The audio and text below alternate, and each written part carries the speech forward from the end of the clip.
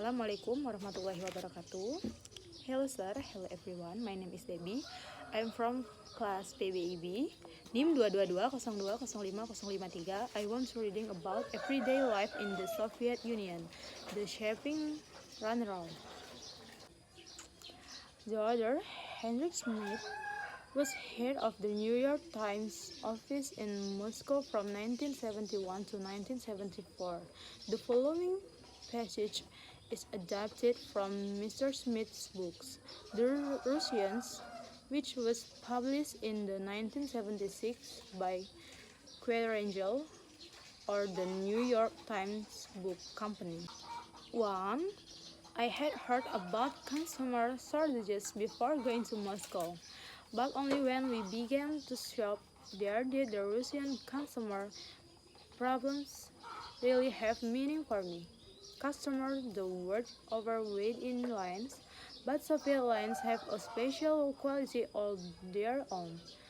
Typical, the Soviet woman spends 2 hours a day in line, 7 days a week.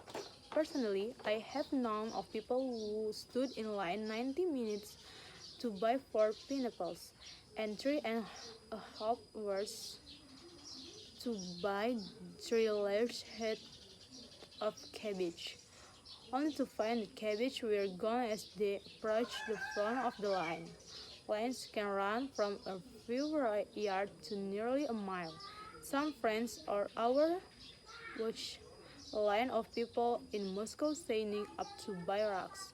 The lines lasted 2 days and nights and ran for across all through an apartment development. 2. In spite of all of this, the natural reaction of a Russian woman when she sees a line forming is to get in it immediately, even before she knows what is being sold. However, Soviet lines are more fluid than they appear. In most stores, for example, shoppers must stand in not one but 3 lines for any purchase. The first, to select a purchase and find all this price.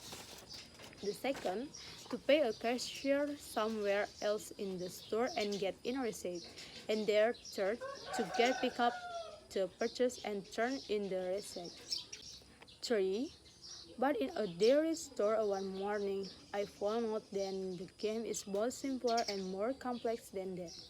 I went in to buy some cheese, butter, and bologna sauce, which were in 3 separate departments, each with its own line, 9 lines. 4. Rather quickly, 2. I noticed that experienced shoppers were skipping the first stage. They knew what most items cost, so they went directly to the cashier for their receipt. After studying prices, I did that too. Then I went to the cheese line, the longest, probably 20 people, to get the worst over with first. I was in line less than a minute when the woman in front of me asked me hold her place. She darted off to the butter and milk line. The cheese line was moving so slowly that she got her butter and milk and returned before we had advanced 3 feet. I decided to take the risk too, and I got back with my butter while the cheese line was still inching along. 5. Then it suddenly occurred to me that all over the store people were getting into line holding place. Later, returning, everyone was using the cheese line as home base. That was why it was barely moving, it kept expanding in the middle. So I got the man behind me took my place, and I went off to buy my bologna. And again, it worked. It took me 22 minutes to buy beer, sausage, and cheese. But instead of being furious, I felt as if I had beaten the system. 6. This competitive shopping gives an atmosphere of tension to Russian life. People barge into stores and bump into each other with faces set in combative expression. "You have to understand," said a kind, gray-haired person. "Therefore, as long as we can remember, shopping has been a struggle.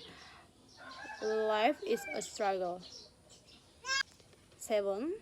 There is hardly any effective advertising to help shoppers. Americans complain about the constant commercial in the United States, but they might reconsider if they were exposed to the consumer blackout in Russia. A typical Soviet and might be, "If you want to live a ripe old age and be beautiful, modest, cheerful, and thoughtful, drink tea." Most newspapers publish without us. The shopper has no handy yellow page or daily newspaper, supermarket, or department store as ads to help her decide where to shop. 8. Library is widespread. Low paid $80 to $20 monthly. Sales clerks take a portion of attractive items and sell them secretly to regular customers who have either left a brief in advance or can be counted on to pay a high price on delivery. 10 to 15 rubles on a 60 ruble raincoat in standard.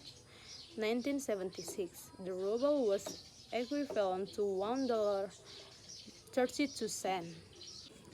Plus, so common is this practice that the Soviet press is always complaining about it, but it doesn't do any good. Crocodile, the Soviet humor magazine, unshowed a department store employee promoting some newly arrived items. "Dear customer, in the leather goods department, 500 important women's purses have been received.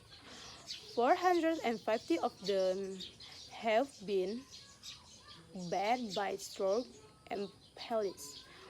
49 are under the counter and have been ordered in advance for friends.